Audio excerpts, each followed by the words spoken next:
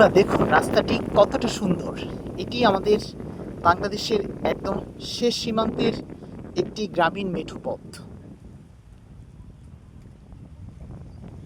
আমার হাতের ডান পাশে এই যে ফসলের ক্ষেত, ফসলের ক্ষেতের পরে ছোট্ট একটি নদী দেখা যাচ্ছে যেটি কচুরিপানায় ভরা।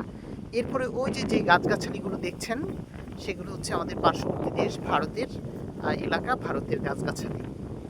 আর এই দেখেন সড়কটা কতটা সুন্দর, ঠান্ডা বাতাস বয়ে যাচ্ছে, মনে হচ্ছে একেবারে হচ্ছে কি বলবো, মানে ফ্যানের বাতাসের চেয়ে কত ভালো লাগছে এই বাতাসটি। একদম মনে হচ্ছে এসির বাতাস।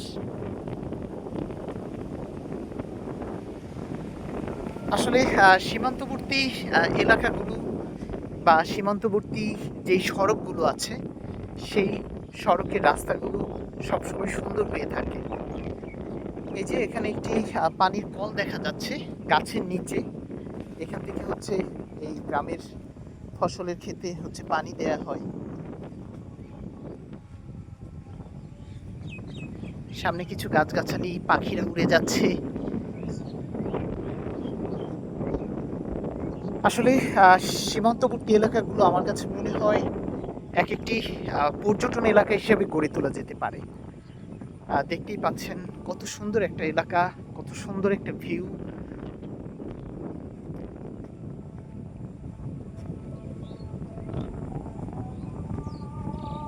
এটি হচ্ছে যশোরের শার্শা উপজেলার বেনাপোল এলাকায়, বেনাপোলের একটি এলাকা।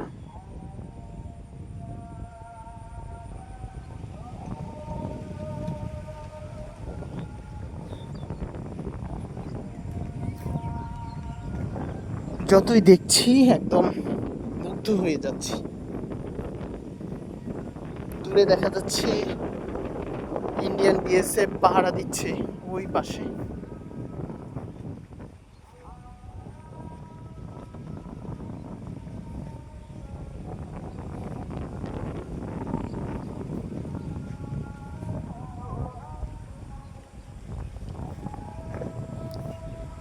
এটি হচ্ছে শার্শা উপজেলার পুটখালি গ্রামের একটি অংশ।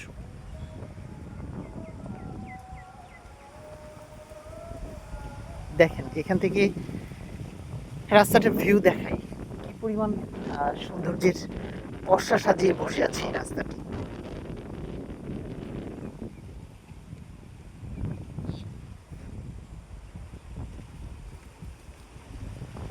তো বন্ধুরা, সুন্দর এই জায়গাটি থেকে বিদায় নিচ্ছি। ভালো থাকুন, সুস্থ থাকুন, আল্লাহ হাফেজ।